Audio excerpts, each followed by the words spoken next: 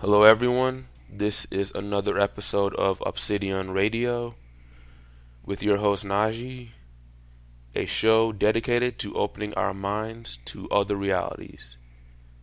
Please listen, learn, and enjoy. Hello, everyone. This is episode 7 of Obsidian-Radio. This episode will focus on the Dogmen and monsters. And today we'll be talking with Linda Godfrey. She is an author of 16 books, an investigator, and an artist. She's written those 16 books that revolve around cryptids and the paranormal and monsters and other bizarre things. Her works include Real Wolfmen, True Encounters in Modern America, and American Monsters, a history of monsters, monster lore, legends, and sightings in America. She's also been a guest on very popular shows such as Lost Tapes, Monsters and Mysteries, Sean Hannity's America, Inside Edition, Coast to Coast AM, NPR, Wisconsin Public Radio, and many more. And thank you for coming on the show. Appreciate it. My pleasure to be here. Thanks for asking me. It says you're an artist, but what type of art do you do? Well, lately I do a lot of illustrations for my own books and others, and I also have been both a commercial and a fine artist using cut paper collage, and you can see a few of those in some of my books too. I did one of a Bigfoot that I've used in, I believe it was Strange, Wisconsin. Yes, it's in there. And you can go, if you go to lindagodfrey.com, you can see some examples. Or my Twitter, I'm on Twitter is Linda S. Godfrey, and if you go to my homepage there's one of my collages in the background. So they're kind of fun. And my degree is in art education, and and so I've not only taught art in my far prehistory, but also have been an active practicing artist. Is that well? There's a collage on the very top of the page, right, on Linda Godfrey's blog. Is that the one, or similar? I see the one with the lipstick on it. Oh, that's a collage of mine. Yeah, that's a collage. Okay. Yep. What about that Bigfoot you're standing next to? That's not yours, is it? Or did you build that, or is it somebody else? I'm sorry, I'm not. What are you looking at right now? I'm sorry, I'm not looking at it. So. Oh, I'm scrolling down to the page, and there's you standing next to a Bigfoot statue. That's awesome. Oh yeah. Oh yeah. No, I didn't make that Bigfoot statue. No. Okay. So I guess I'm gonna have to start with the beginning. Like, how'd you get into the cryptozoology thing? Well, I didn't really even know there was such a thing as cryptozoology. It was 24 years ago. That was before all of these shows on finding Bigfoot and that kind of thing. And it just happened that I was working as a newspaper reporter. I'd gotten the job because of my art and illustration abilities, and then they hired me as a reporter. And I broke the story that I titled "The Beast of Bray Road" back in late December, early January 1992, and got such a response, to put it in a nutshell, both from people who wanted to tell me their stories and from the media, that this continued for 10 years while I worked on that newspaper without really letting up at all, and without my doing anything really to push it or fan the flames of it. It just kept coming. So when I wrote my first book, titled The Beast of Bray Road, then it really exploded. That did not happen until 2003, when my first 2 books came out, and it's just kind of kept rolling ever since. And I found, in order to really write those books, I don't just, sit and tell stories that people tell me about. When possible, I go out in the field, I go examine the places, I do a lot of research into the area's local history and geology and geography and other things that have shown up there, to see if there's any kind of background that can shed light on these things. So I have to be active in a lot of ways, and it's become really a full-time job ever since about 2003, 2004. Wow. So back in 1991, like before the internet really got big, you were working with Hoogan, and when you started the story? Yeah, I was working as a reporter and artist and columnist for a county newspaper in southeastern Wisconsin. It was called The Week. It's no longer operational. It was kind of swallowed up by its parent company, but it went for a long time, and it was a good newspaper. So I was actually a newspaper reporter from about that time until about 2000, 2001. What was the actual Beast of Bray Road story? Well, I don't know if you can say that there's such a thing as an actual Beast of Bray Road, because to my knowledge, the mystery has never really been fully solved. There are several possibilities, but what happened back then was that I found out people were calling our county animal control officer and saying that they had found this or had seen this thing that looked like a giant upright wolf or wolf-dog hybrid out on this road just east of Elkhorn, which is the county seat of Walworth County. And it's just lined with family farms. It's not a big spooky road. There's no wilderness or anything like that, but they would mostly see it alongside the road, either crouching, eating roadkill, or in one case, a young woman had it. She thought she hit something, and she stopped, and it was behind her car and came running at her car and scratched it. There were people I found out people had been seeing it since at least 1981 and maybe earlier, so it wasn't something that just popped up all of a sudden. And people described it as looking like a wolf or German shepherd with pointed ears on top of the head, a long snout, paws with claws and not feet. It ran upright with its legs bent like you would expect to see if your dog stood up to beg or something. You can see how different those legs look from human legs and feet. So they didn't feel it was someone in a costume, covered with shaggy fur. Usually dark shaggy fur was how they described it, and it would have the glowing yellow green eyes that are normal if you get eye shine from a canine of any kind. And they all pretty much agreed on what it looked like. And what I found out was that these things exist all over the country. As soon as my story went national, I was hearing that they were in just about every state, and that's continued. 24 years later, I still get reports weekly from all over the place. But nobody has ever really, since we've never really caught one, while people were, at least not one that could be identified, we don't know if it's some kind of natural animal, some kind of natural canine that somehow maybe there was a slight mutation that one area got to have slightly larger paws or something that helped it stand up, and it found that it was easier to hunt at certain places doing that. So it could be a natural animal that's learned that. Some people think that it's involved with Native American mysticism and creatures that are kind of projected by certain sorcerers in certain tribes. Some people think that they're visitors from some other dimension, or that they're connected with UFOs somehow. And there's no proof for anything like that, but a lot of the sightings that I get have some strangeness to them. Not most, but a lot do. And the more reports that I receive, the more I see of that really strange side. And in fact, my most recently completed book, it's not released yet, it's at the publisher now, will be about some of those stranger things. Whoops. I'm hearing some real big strange noise interference. No, I just fell, there. Sorry. Okay. I put my headphones on the table so I can get you to talk into it. But, what was I going to ask? Oh, about the way the creature looked. When you say the eye glows, was it an actual glowing eye or an eye shine? I get confused about that.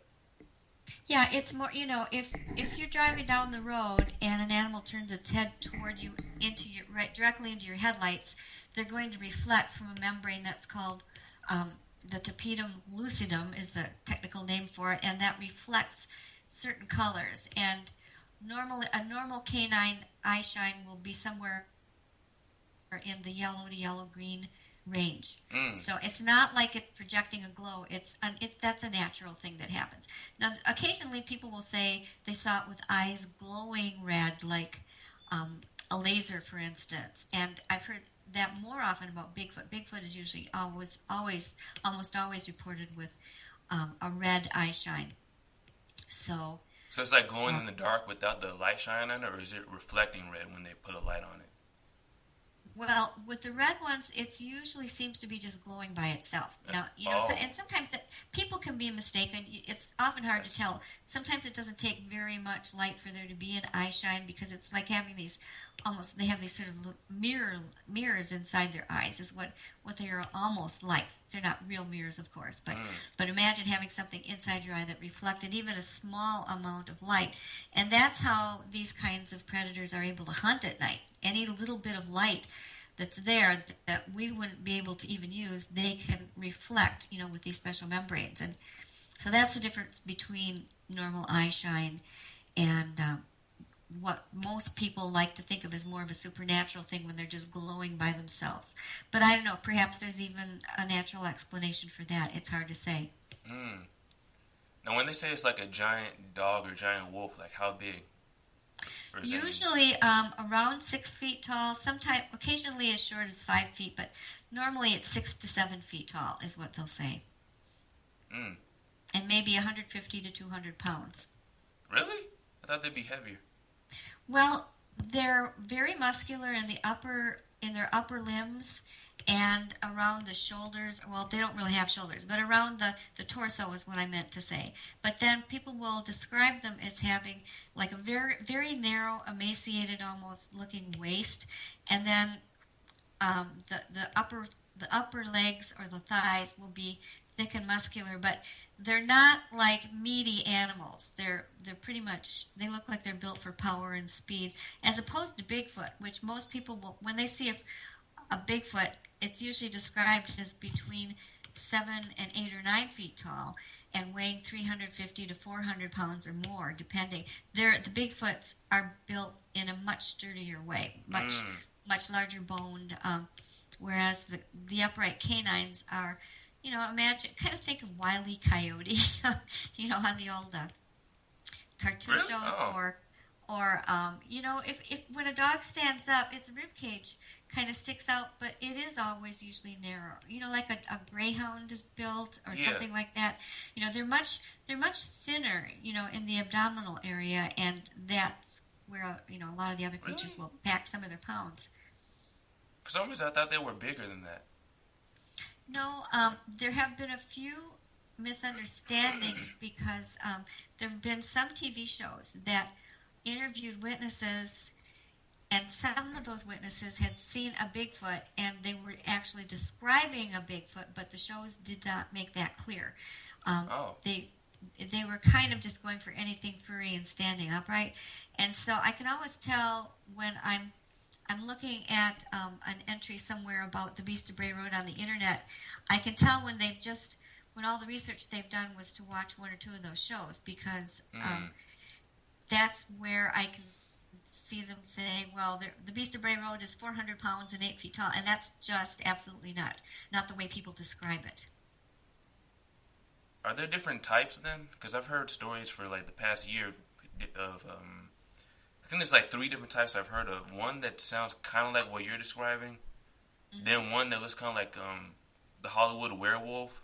Mm-hmm. Then I've heard another one that sounds like, it looks like it might be bigger than Bigfoot, but still looks kind of like a canine creature.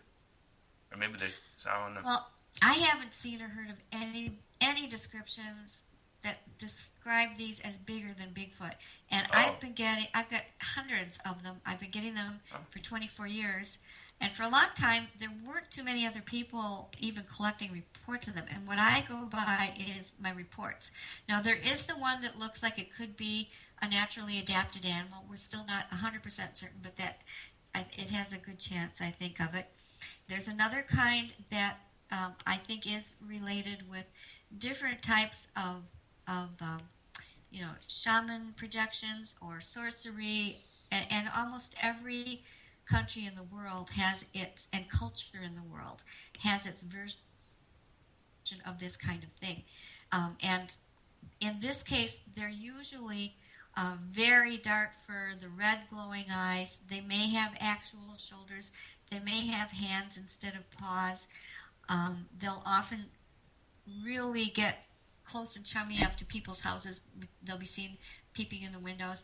And then there's another category that seems to be completely supernatural, where they'll appear in people's houses or bedrooms or right in their front porch. Where they'll be in places where a natural animal wouldn't have been able to get in, and then it'll vanish. So there's something pretty woo-woo going on with that type. I don't think those are at all the same things. I think they're different examples of things that look like wolves or dogs of a certain type. And they're kind of that last type is kind of related to England has what they call their phantom black dogs. Yeah, I've heard of those. Actually, those can be they can be white, they can be gray, they can be even green. There's a type called the Kusith that are green, and they usually also have the red glowing eyes. And the interesting thing is that they are seen at the same sorts of places where actually the first type and the second type are also seen, which is roadsides, crossroads, cemeteries, any kind of sacred spot, military forts or installations. Those are the main types of areas where many of these are seen. Usually there's water nearby of some sort. That's almost always a given. But they do relate to these other types of creatures, that are, around the world. And I should also mention every part of the world also has its own mythology of some type of creature blended with human characteristics. So, you go down to South America and you've got your were-jaguar, you've got in India were-tigers. I know there's one in some parts of Africa where there are were-hyenas. It's whatever is one of the most feared predators around. That is the one that somehow gets into the mythology and ritual practices as the local were creature. But it's amazing how universal that is, and how you go back to the very oldest depictions on wall art and things that people were making in different parts of the world very early on at the roots of civilization, and you'll see representations of birdmen and lion men and bear men. That kind it's something that seems to be part of the human. If it's not exactly part of our experience, it at least is common in the human imagination and human ritual and religion. So there's dozens of different types all over the planet? Well, if it depends. There are dozens of different types of creatures people have described, believed in, talked about. Sometimes it's purely, you can see that it's purely myth. Other times it's things that are still supposed to exist today. But wherever you go, you'll find some kind of creature. Even Southeastern America, for instance, has, like the states of Kentucky, Tennessee, has something they call a wampus cat, which is supposed to be part human, part upright, large, great cat, kind of like a mountain lion and a human combined, Wow. And that's said to be from a certain Native American legend. But, again, it's another spin on this same idea that somehow there are creatures that look and act like humans. Now, again, going back to Bray Road, I've also always said, if you're only talking about things that are walking upright, that's not necessarily supernatural at all, because almost any mammal can and will walk upright if it's motivated or trained to do so. Like, for instance, there's a great YouTube video about a bear walking and running on its hind legs. It's actually perfectly upright, but it's got an injured forelimb. There are also videos about, there was a little dog named Hope that was born without its forelimbs, and so the family trained her to walk and run upright so it could get around, without having to, be carried or pushed or something. And then you can see there are all these, circus acts where they train dogs to walk and dance around upright, and some of them can do it for a very long time and very gracefully. But you don't really usually find these in the wild, the way that people have been seeing them, because any prey animal, any predator animal that is missing or has injured forelimbs is not going to be able to hunt normally or hold its prey, or it may be preyed upon. It makes it much easier to be attacked itself. So Okay. any that were out there like that because of injury, I don't think would survive very long.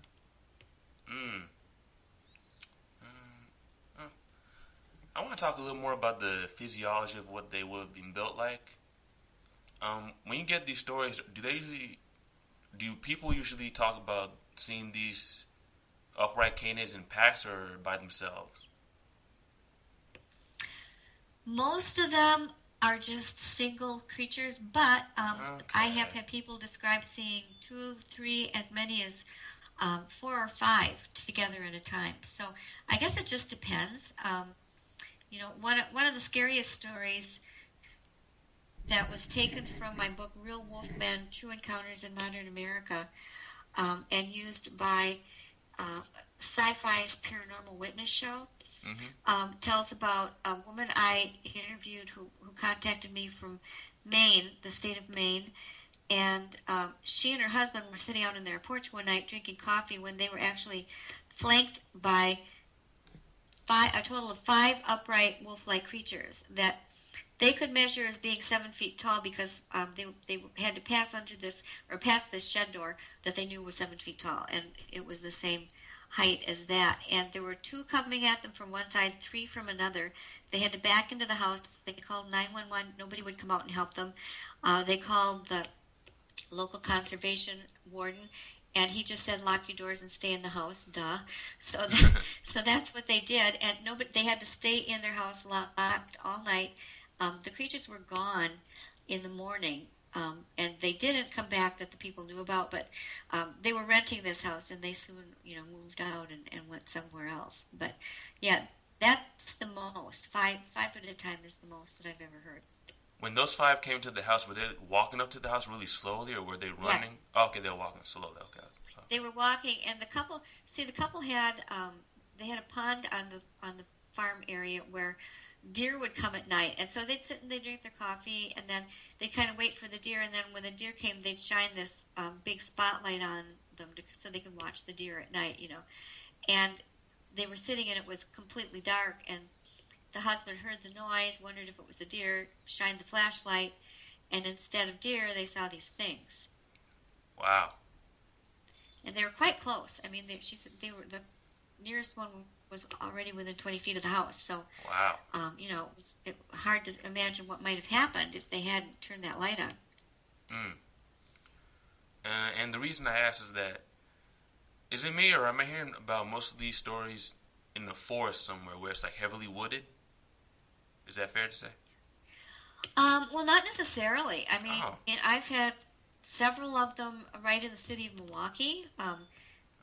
I've had them on the outskirts. They tend to be more, if they're in a town, it is usually near the outskirts of it. I've had one ongoing situation down in Harrisburg, Pennsylvania, where she lives kind of on the outskirts of town.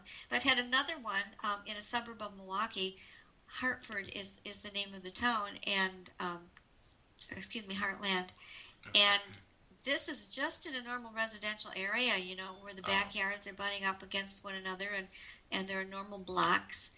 However, whenever you look at these situations, I always go on my maps, Google Map it, and look and see from an aerial view what's around there. And I can almost always trace enough wooded areas that you can see where something could kind of skulk around without being seen. And they almost, without variation, lead back. These wooded areas will lead out to something like some kind of open area with a stream or trees, even a golf course, that then will lead out to further less populated areas.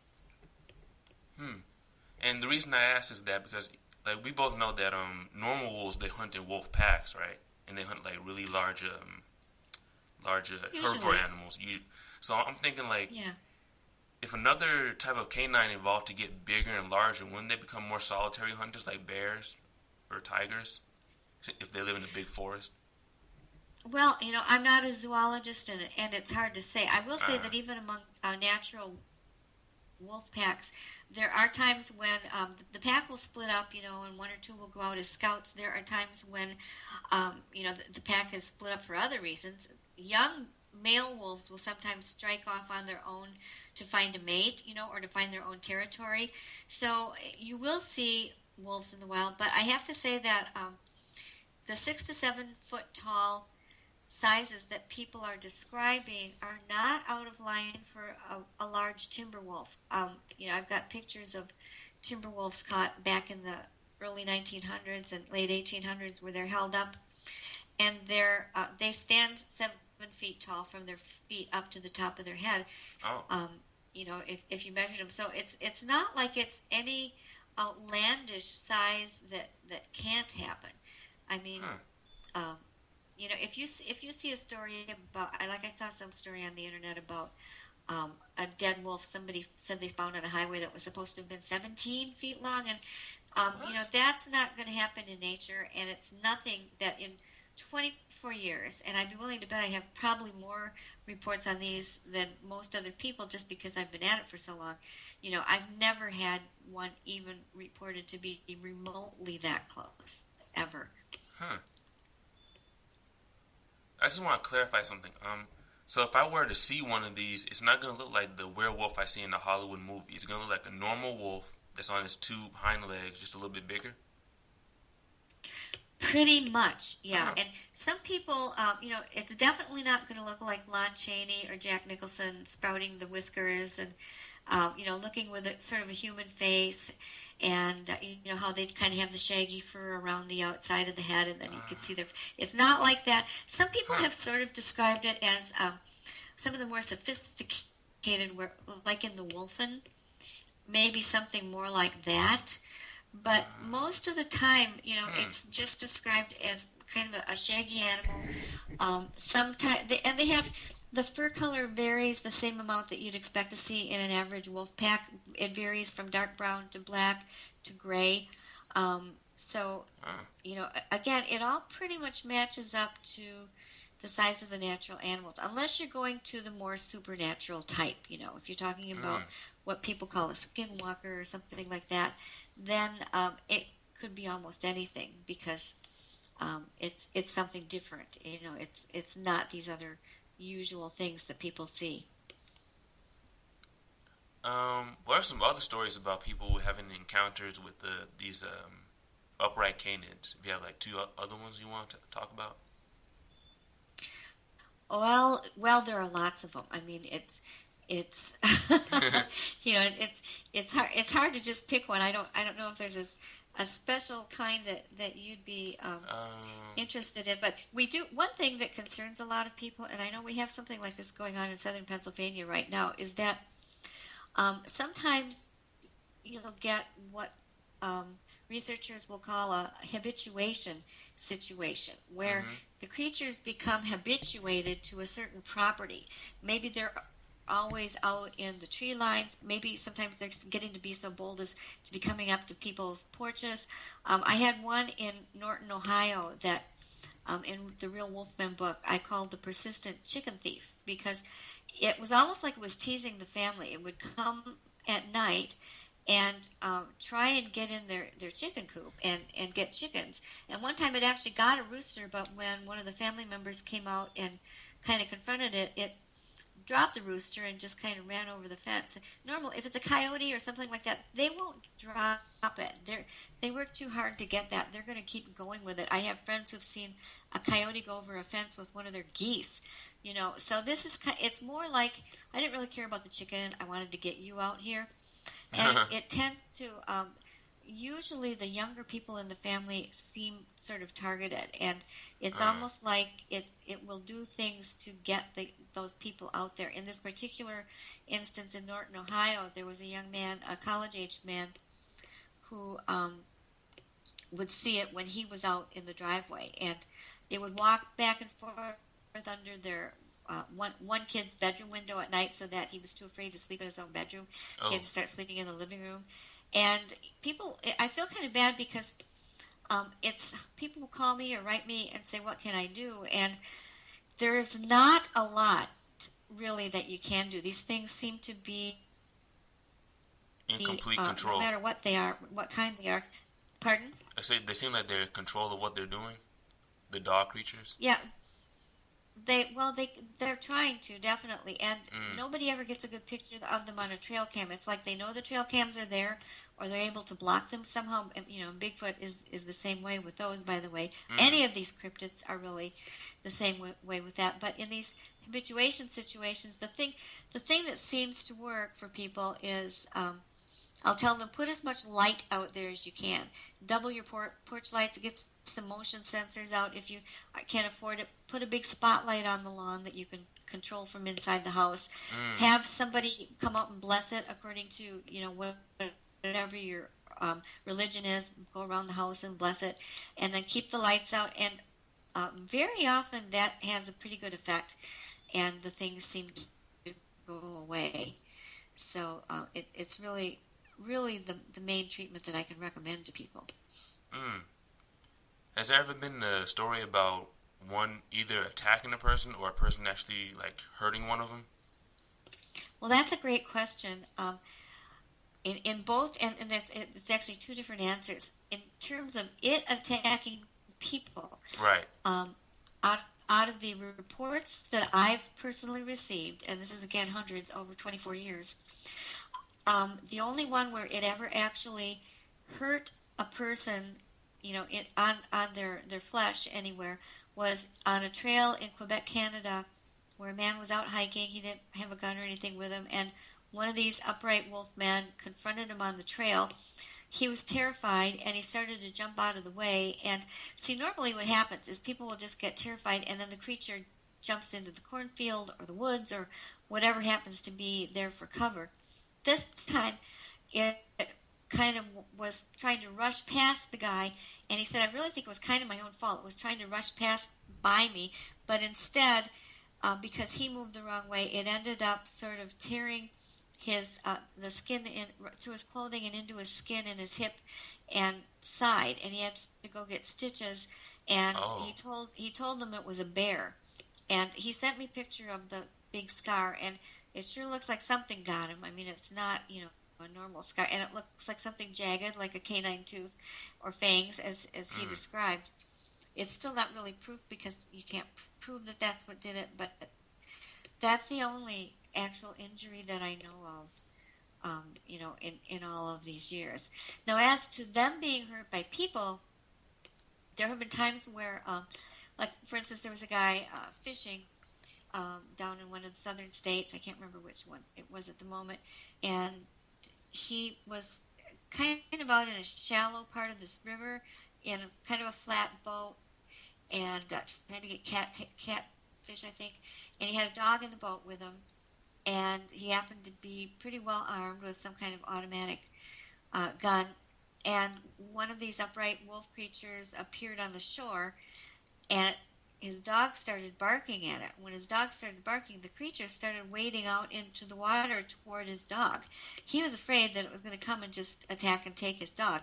So he emptied a clip into it, and it retreated to the woods, but when he went back, there was no blood. He could see where it had maybe walked, but he didn't find any body. You know, he said it should have killed it, but it didn't. And I hear this time after time about people who confront the Dogmen, which is just the same thing as the upright wolves as far as I'm concerned, because we don't know which they are really. And also with Bigfoot, you know, people have tried to shoot Bigfoot, and it just seems to not faze them. You know, they'll maybe go, and if they go down, they get back up and run off. Yeah. Huh. So it seems that it's pretty hard to get one to shoot it or trap it or whatever. Now, what was the title of your first book? The first book on these topics, my first actual book ever, was a different sort of thing. It was a true historic crime called The Poison Widow, a true story of sin, strychnine, and murder. It was a true story that happened in the 1920s, and pretty interesting and pretty crazy itself.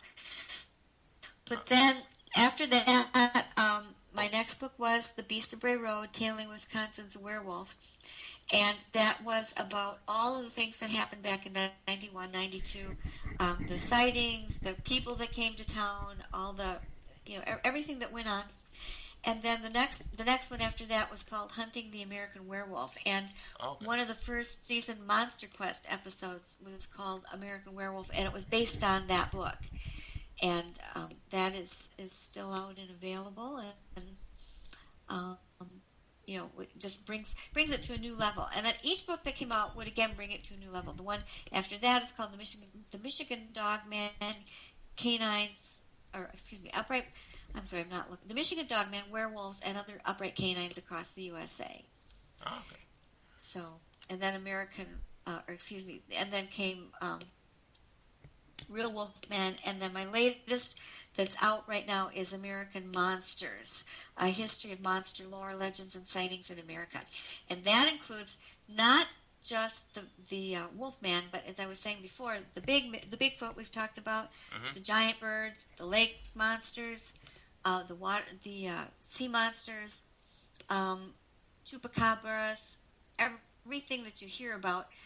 I put in this book with explanations and histories and actual sightings, so people can just get an idea of how many really weird things people just like them are seeing around this country. You want to talk about some of those creatures right now, or is that going to be too expansive? Well, we're probably running out on our hour here, but no, we got like 20 more minutes. Oh, okay. Well, I mean, there's a lot in it, but I can just go through, and mention some of them. It's set up so that I divided it into creatures, first of all, but that show up by air, and then by water, and then by land. So that, and some of these things can go any one of those three places. So it was a little hard to put them all in categories, but one of my favorites, just for the name, is called the Bat Squatch. I've heard about that recently. What is that? Yeah, the Bat Squatch is something that looks like a gigantic bat-winged creature. Usually the wingspan is described as like 20 feet. And then there's a furry humanoid in the center, flapping it. And it looks not really like a bat. It looks somewhat human, but yet with sometimes it's described with a wolf-like face. It varies a little bit, but the Bat Squatch of Tacoma was the one that made this one pretty popular. And this was, Tacoma is famous for Sasquatch, Tacoma, Washington, the whole state of Washington. Yeah, pretty much. Right, and so that's why the first witness that saw it kind of coined that it looked like a bat, and then the furry guy in the middle reminded him of Sasquatch, so he called it Bat Squatch. And it was an article published on April 24th, 1994, in the Tacoma, Washington News Tribune. And the teen is not around anymore. I think he passed away, but I was able to talk to the first reporter that took all this down, and he vouched for the truthfulness and the character of this teenager and said he totally believed him. But it was a person whose car had broken down and had some weird mechanical problem that he couldn't figure out. And this often happens, by the way, when there are unusual animals or UFOs or strange lights. Yeah, that does happen a lot. Yeah, it's like they have this ability to stop your car so they can, look at you or get you or whatever.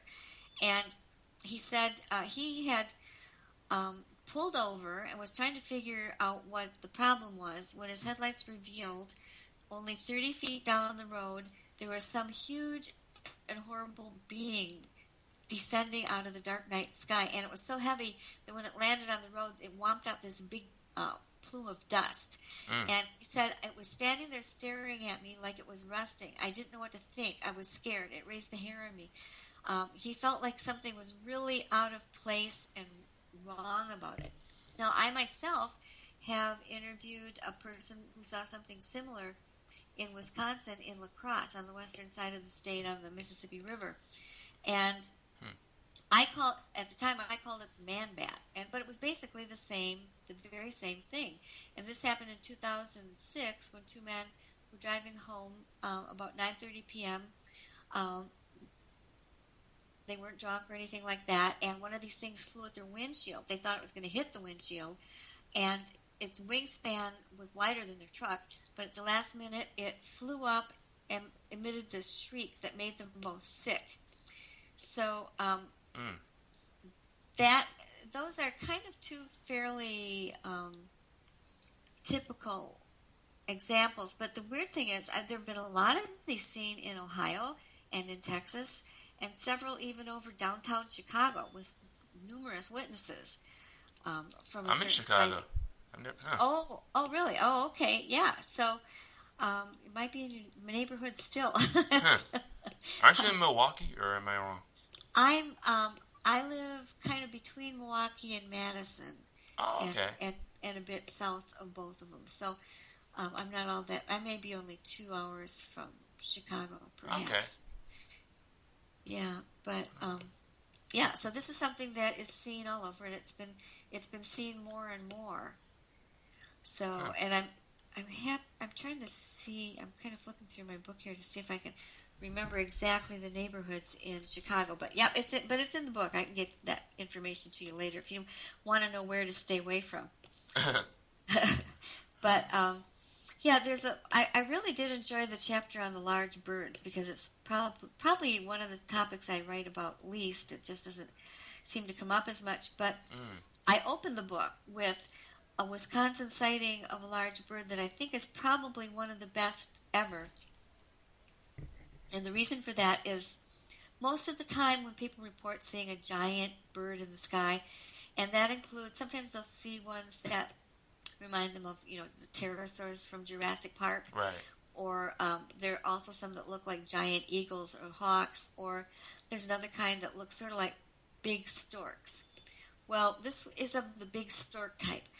And it happened a few years ago up in northern Wisconsin near Hayward, and it was reported to me by a man who's a very successful, just middle-aged businessman. He's a big guy. He's maybe 6'2", 6'3" feet tall, and he happened to be staying with his wife in kind of a private recreation community.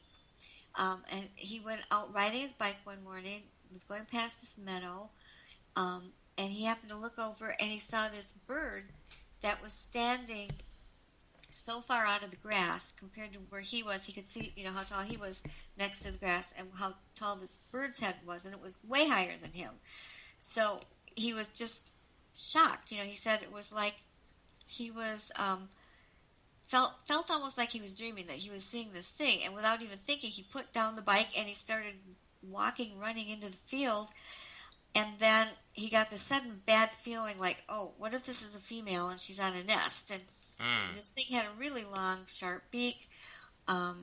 He could see that the closer he got, the bigger he realized it was, but it did see him, but luckily for him, it started to just flap its wings to fly away, but he said it was so large, it had to flap, and you could see the air sort of billowing in the feathers as it tried to get enough lift, to get airborne.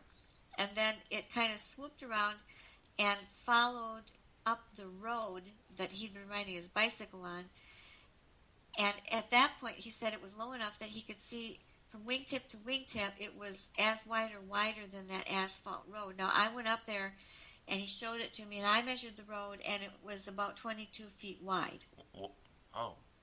Yeah, so it was, and he was thinking, well, it was headed toward this small private airport, and he was sure somebody there would have picked it up on radar, or would have seen it, or something, but nobody, he could never get anybody to say that they saw it. He looked at it for several minutes before it was out of his eyesight, so it was also a longer view than most people have. But if you just see something in the sky, there's nothing to compare it to right. say how big it really was, and you can misjudge things quite easily. But in this case, he not only had a beautiful, clear, sunny morning. It wasn't in the dark; it was daylight. He was very close to it. He got to see it compared to the grass in the meadow standing up, and to the width of the road and the trees as it flew away. He got to watch how its its wings worked and everything happened in all positions. And that's really very rare thing in a big bird sighting. Huh.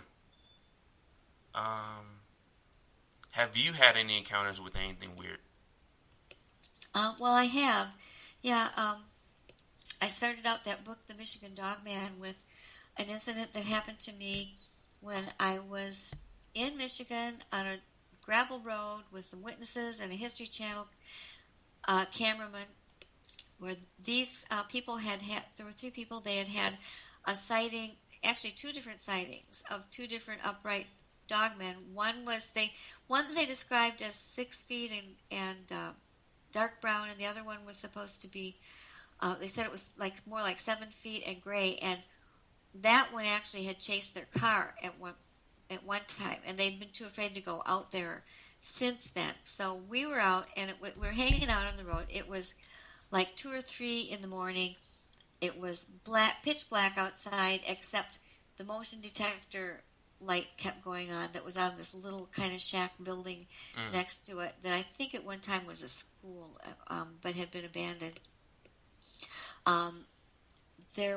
We could see every once in a while green eyes in the bushes. At one time we heard something that sounded like the biggest dog shaking the water out of its fur that you ever heard. And wow. It was like 93 degrees even at that time of night with almost 100% humidity. I mean, it was just fixed. It was fixing to storm. We were just sweating the mosquitoes. It was just really unbearable. So I don't think there were any people out there in fursuits. I mean, the person would faint within minutes. And what happened was we had a spotlight trained on one part of the road, and the cameraman was kind of hanging out by the van with his camera, hoping he'd catch something in that spotlight. And he happened to turn away, and about the same time I looked at that spotlight, and what I saw was something just running outside the light, but as it ran, the light caught its spine. The spine was covered with gray fur, and it was upright. And two of the other witnesses saw it too. I wasn't the only one. When it ran across the road, it momentarily blotted out a reflective road sign that we measured. It would have had to have been 7 feet tall to have done that, to have blotted out part of it.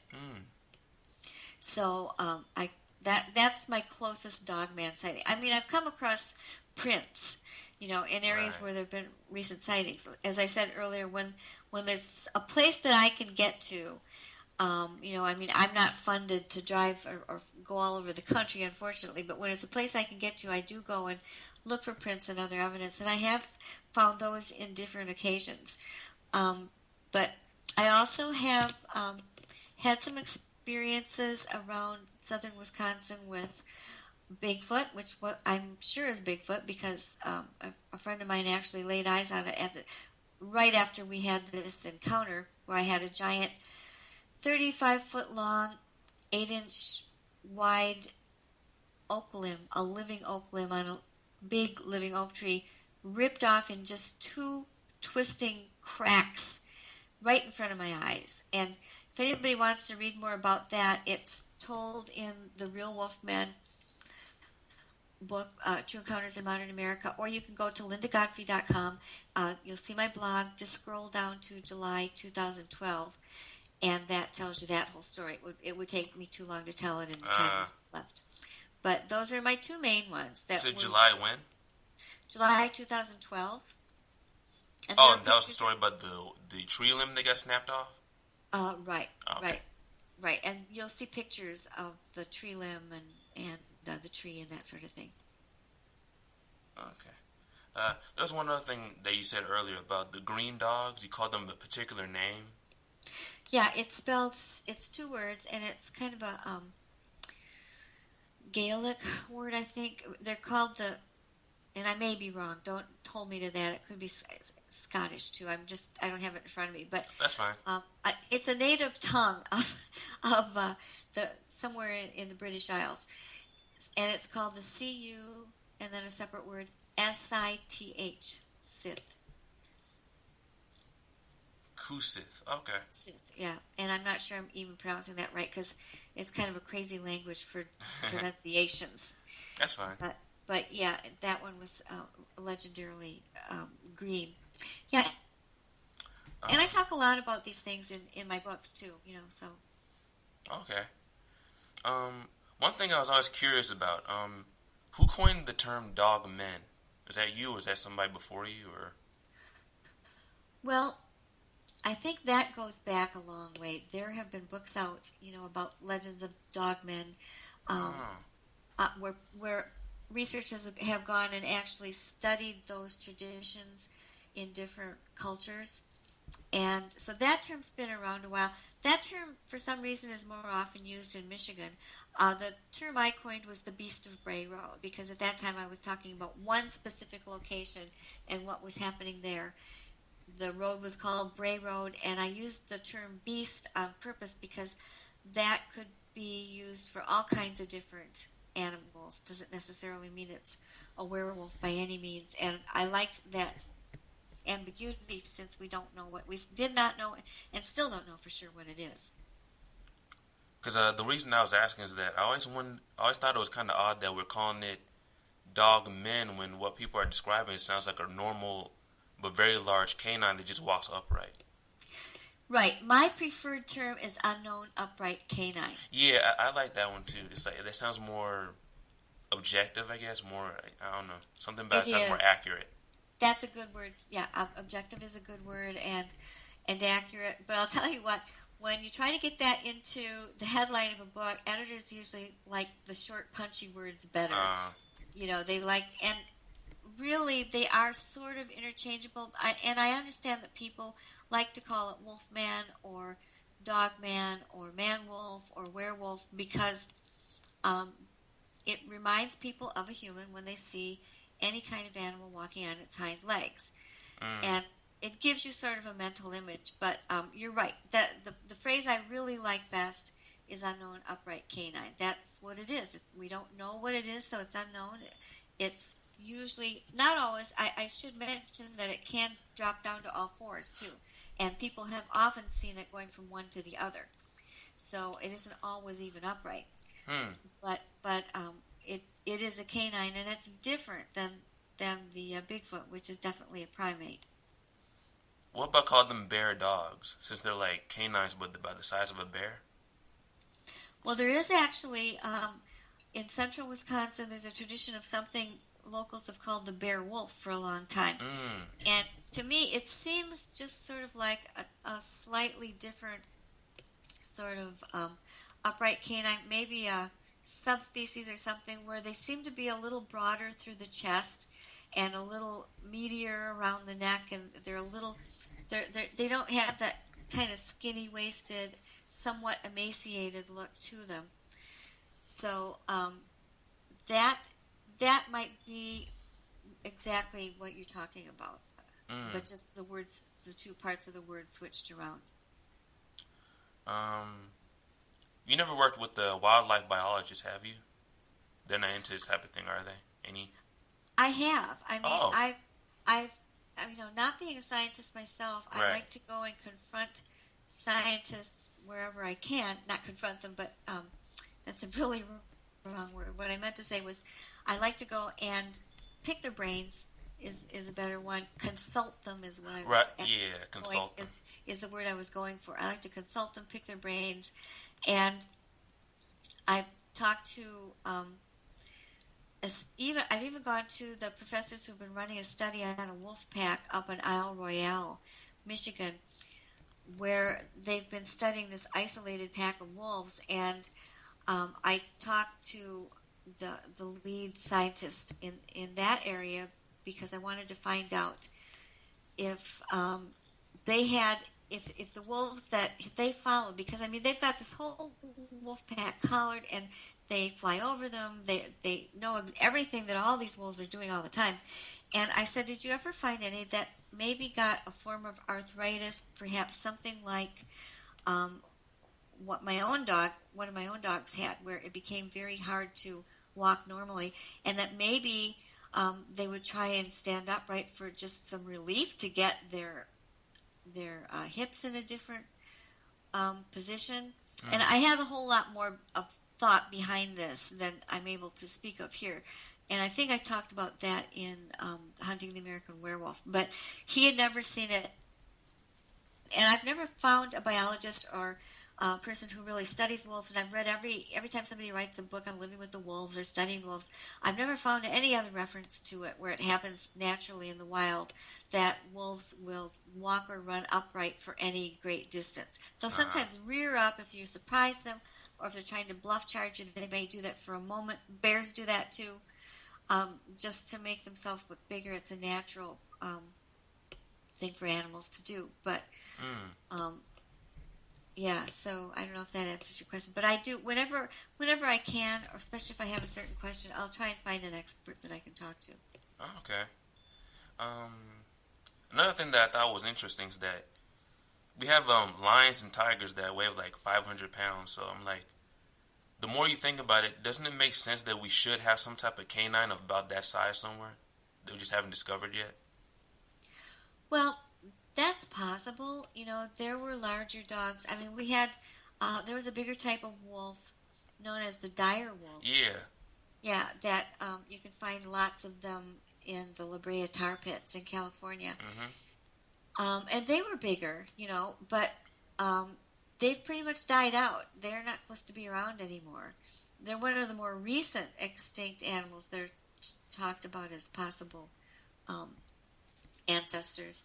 There was actually one that was called the Amphision, which means the bear wolf. And it did seem like a combination wolf and bear, you know, but the largest timber wolves don't even really weigh that much, whereas a 300-pound bear is not uncommon, but it would be very uncommon in any known wolf today. Because it always seemed odd to me that some of the largest canines still seem kind of small compared to like a lion or a puma or something. Yeah, and I don't know if that's just because of the vegetation or what they get to eat, or you know, it's almost impossible to say exactly why. And again, I'm also not a zoologist. I'm sure there are theories about why that is, you know. But okay. I don't know if you want to get into this, but I want to ask: have you ever come across the stories about the Bigfoot and the bipedal canines like fighting each other, battling over territory, or anything like that? You know, I've never had that reported. I do have to say, one thing I like to do and always do when I get reports is I sort of map them out. I'll look at a map and see what other things I've had reported in the area. And what I've noticed is that you'll often find them in adjacent territories, but they don't seem to share well. You know, like for instance, in my own county, I can sort of draw a diagonal line across the county and almost guarantee that if you had a sighting on one side of it, it's going to be a Bigfoot, and on the other side, it's going to be an unknown upright canine. Not exactly in every, I mean, sometimes one will stray over into the other camp, but it seems like they both like water, they both like deer, but they don't seem to like to compete with one another. And, you know, I've never had it reported that anybody saw them together, although I got at least one site where I know sometimes I can go there and see Dogman tracks, and other times there have been several Bigfoot sightings, and I've had sightings of Bigfoot and Dogman on this one stretch of road. So, but just not at the same time, as far as I know. So you've never even heard stories about people like hearing them scream or roar at each other? No, and I'm not sure how you'd really even know the difference. I mean, Bigfoots can scream and roar, and the one sound that I've heard from that people who've been actually looking at a Dogman and heard it make a noise is more of a high to low pitched, deep growl, but it goes from real deep to higher. It's almost kind of a rolling sort of growl, and I've had people witness that. But if you just hear a howl in the woods, you don't know if you're just hearing a wolf or somebody's dog or one of these things, you know. So, but I've never had any direct reports of seeing them fighting each other. Okay. Maybe they just know enough to stay away, or they make their boundaries, and they know better than to cross them. You know, that may be the case. I don't know for sure. Okay. You're not in a hurry, are you? Well, I do have to go pretty soon Uh, because I was counting on an hour and we got started late. So. Okay. I'm gonna try to make this quick. Have you seen the Gables film? Oh, sure. Mm-hmm. Do you think that was real, or do you believe MonsterQuest when they say it was a guy in a suit? Well, if you saw that show, the MonsterQuest show, I was there. I was in it, and I don't. I have to go back and check. I don't remember seeing you. Oh, maybe no. It was a clip on YouTube. That's what it was. Okay. oh, okay. No, I had a big part of that. I went to Michigan with them, and actually, I was the one who suggested to the MonsterQuest producer that he investigate that because I thought it was really, really fishy, and I knew he had the ability to get the equipment and the technology to do that kind of thing, to really explore the film and find out, if it had been doctored or whatever. But yeah, I was there. I was interviewing the man, Steve Cook, the person who admitted on national TV that he just pulled a hoax. It was admitted on national TV that he hoaxed this, and I was the one sitting across the table. You'll see me in the Yeah, I think I saw a clip. I didn't see the whole episode, so maybe that's why. And then we were out there was another man, the one who actually filmed it did not really intend it to be a hoax. He thought maybe it would be just sort of a fun thing that would be played to revive interest. And in fact, at the end of it, just to show that it wasn't real, he stood up in his ghillie suit and put on glasses and waved at the camera. But that was cut out of the part that was released to the public by the DJ who is actually the mastermind behind the hoax idea. But trust me, I saw everything that he had, every prop. The fake guts. He showed me how he made them. He made them out of a can of styrofoam and spray painted them pink. I saw everything that he had. I saw his camera. He had all the 1970s props. And I took my own pictures just because I wasn't 100% sure. Sometimes TV shows get axed before they can air, and I wanted to make sure that I at least had my own photos of all these props. And not only that, he put this guy who was the filmmaker and the one who played the quote-unquote Dogman, put on the ghillie suit and reenacted his charge at the camera for the MonsterQuest cameraman and me. And even though we knew he was about to come out of the bushes and do that, he was so agile and just had this he's a sort of short, muscular guy, and he can move really fast. And he just almost made us jump out of our skins, even seeing that it was him in the ghillie suit when he was reenacting it. So if anybody's out there thinking that's a conspiracy or it was a real thing, trust me, it was 100% exposed. And there's absolutely no way there was any truth to it.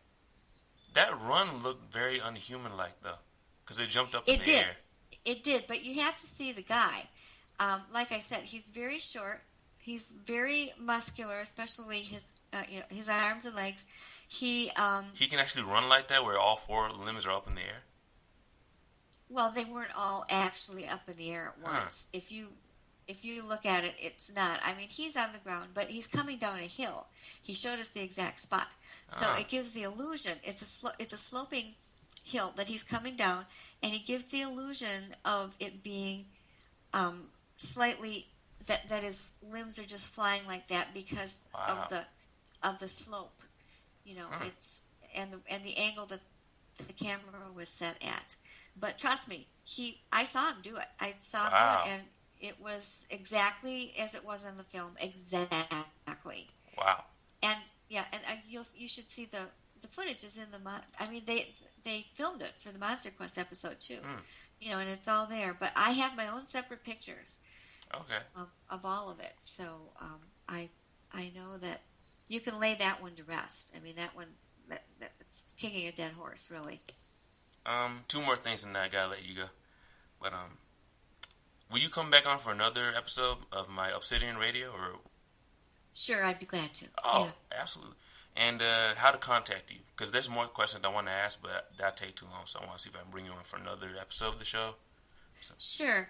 And People can, well, you can contact me by email. I think you already have that. Yep.